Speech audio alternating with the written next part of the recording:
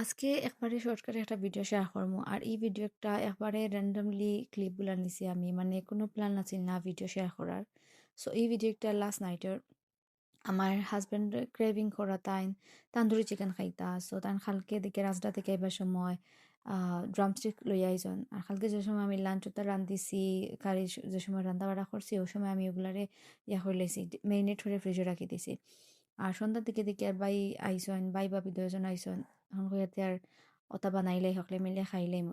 So ইনো আমি air fryer দিলাইলাম tandoori chicken বানানোর লাগি।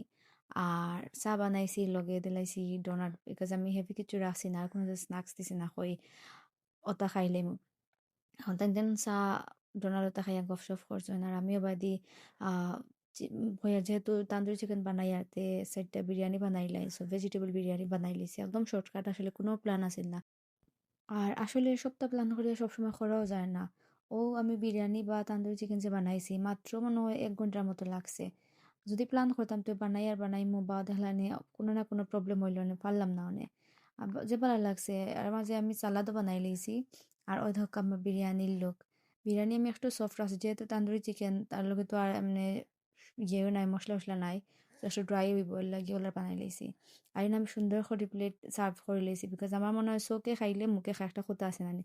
সুন্দর করে সার্ভ করলে আমার যে ভালো লাগে, দেখতেও সুন্দর লাগে আর খাইতেও মজা লাগে।